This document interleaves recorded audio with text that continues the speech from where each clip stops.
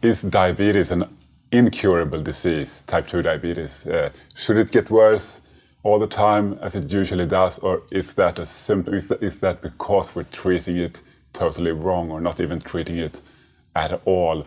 That's what I'm going to talk about with my guest today. I'm Andreas Enfeldt from DietDoctor.com, and I'm here with Dr. Jason Fung, a nephrologist from Canada. Welcome. Oh, thanks very much. So I just watched a presentation by you. I thought it was really fantastic. Thank you. It was about how we treat diabetics today in the medical system. And you're a nephrologist. You meet diabetics when they've had their disease for a long time and they're really sick, right? Yeah, so I treat people on dialysis. That's a lot of what I do. And it's very disheartening because what happens is that when they develop their disease, they're so sick. But the diabetes itself is actually quite reversible. And that's one of the things that I realized a short while ago. And that's what needs to be understood, is that this is not a disease that needs to progress. But we often tell people that it's a chronic progressive disease. And that's not simply me talking, but if you go to the diabetes associations, whether it's the American Diabetes Association or the Diabetes Australia, they all put out there that this is a chronic disease. And they tell people essentially that you have diabetes, you'll have it for the rest of your life, you might as well get used to it. But the problem is that that's simply not true.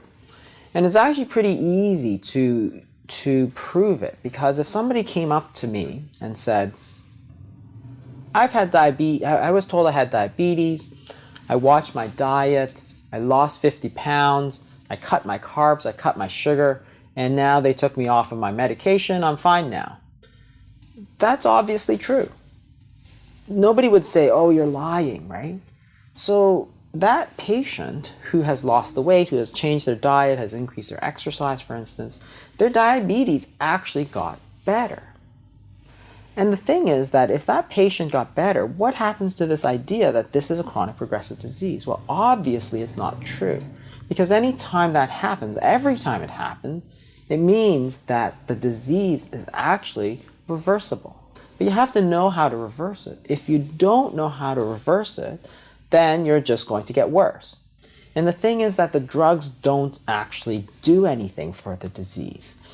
And this is also not controversial, because the thing is that type 2 diabetes is a disease of too much insulin resistance. And that's not controversial. Everybody acknowledges that, right? So if you have very high insulin resistance, it's going to cause high blood sugar, right? But that's the symptom of the disease. The disease is actually too much insulin resistance. So the treatments that we give are all targeted at blood sugar. Right? That doesn't make any sense, because it's almost like, to give an analogy, if you have an infection, if you have a leg infection, well, you need to treat that infection. So what was causing it was bacteria. You give antibiotics. But that infection can give you a fever, but that fever is not the disease. If you start treating that fever as if it is the disease, then that leg wound is going to fester, because you're treating the symptoms of the disease and ignoring the disease. But that's what we've done with type 2 diabetes. We're treating the blood sugar, but it's not a disease of the blood sugar. It's a disease of too much insulin resistance. So what happens is that because we're not treating the disease tends to progress. So if you look at what happens over a period of 10 years, 15 years, what happens is that you start off with one medication, then you take two medications, then three, then you take insulin, then more insulin, and more insulin. And after 10 years, you started with one medication, now you're on 100 units of insulin a day. Well, you're taking more medication to do the same job, to keep that blood sugar the same. That means your diabetes is worse. Even if your blood sugar is better, your diabetes is worse than it's ever been, because you've never actually done anything about treating the insulin resistance. So that patient who went and lost weight and exercised and cut out the carbs and cut out the sugars, they actually reversed their insulin resistance, and therefore their sugars came down. which is far different than making your blood sugars go down by force, by medication, and ignoring the actual disease. So that's the fundamental mistake that we've made over this last 20, 30, 40 years, right? We've treated the disease of type 2 diabetes, which is too much insulin, as if it was type 1 diabetes, which is too little insulin. So you got to understand that type 1 diabetes has too little insulin. So that makes sense. You should give them insulin. Type 2 diabetes is too much insulin. You need to reduce their insulin. But instead, we're giving more insulin to a disease state that has too much insulin. Well, of course, that's not going to work. That's crazy. And you had an analogy there as well in your talk. You were saying it's like, that would be like treating an alcoholic with... Exactly. So if you have a disease such as alcoholism, where it's characterized by too much alcohol, the very last thing you want to do is give more alcohol. And that seems very obvious, right? But if you look in the short term, as you take away the alcohol, they might get the shakes, they might get delirium tremens. If you give them alcohol, they will feel better in the short term, right? But that doesn't mean you're going to make the alcoholism better, right?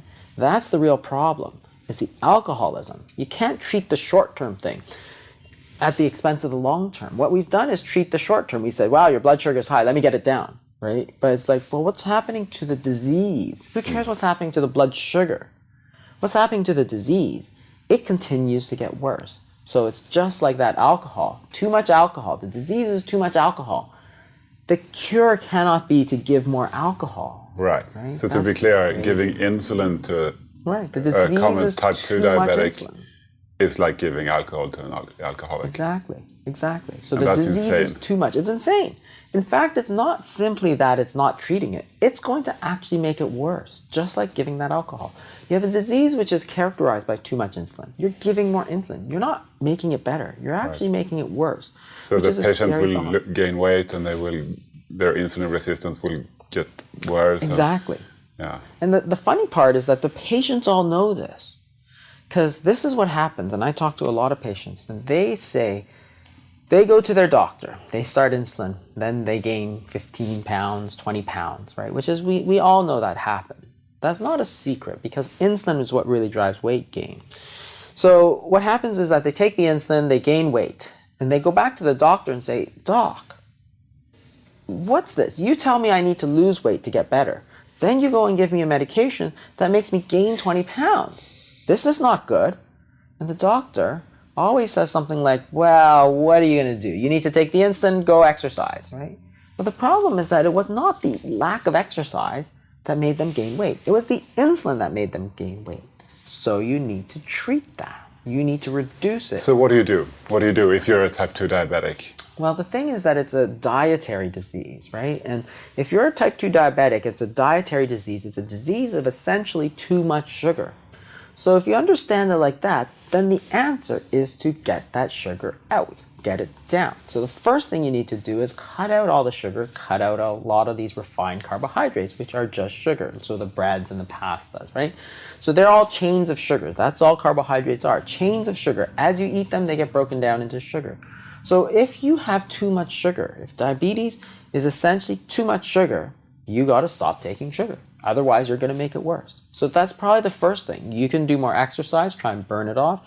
And the other thing that you can do is try to do something more extreme, such as fasting, for instance. You can actually more extreme than a strict low-carb diet. I love it. Okay, fasting. Tell me more about it. So fasting is actually the most efficient and the most effective way to lower insulin. There's really no drug that does it. There are actually two, but they're not very effective to lower insulin. But if you understand that the disease is too much sugar, too much insulin, then you got to say, well, if it's too much sugar, too much insulin, let's get rid of the sugar, let's get the insulin down. How am I going to do that, right? So the thing about the sugar, you can go on a very low-carb diet, a ketogenic diet, and that will get your sugars down. But it doesn't necessarily get your insulin down because the proteins and the fats still raise insulin. Not to the same degree that carbohydrates do, but they still raise insulin. So you can get that sugar down, but you won't get that insulin down. So you can actually put people on various periods of fasting because you're not taking anything It's not simply low carb, it's low protein and low fat, right? It's nothing at all. So think about what's going to happen here.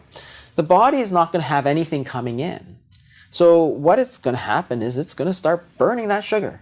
And that's perfect. That's exactly what we want it to do. It starts burning sugar. After it burns the sugars, your sugars come down. You don't have to take medications. You don't have to take insulin. After that, it starts burning fat. And that's perfect. That's exactly what we want to do. And there's always two questions that come up when you talk about fasting. One, can I do it? And the thing is, you have to understand is that literally billions of people around the world fast on a regular basis through their entire lives, right?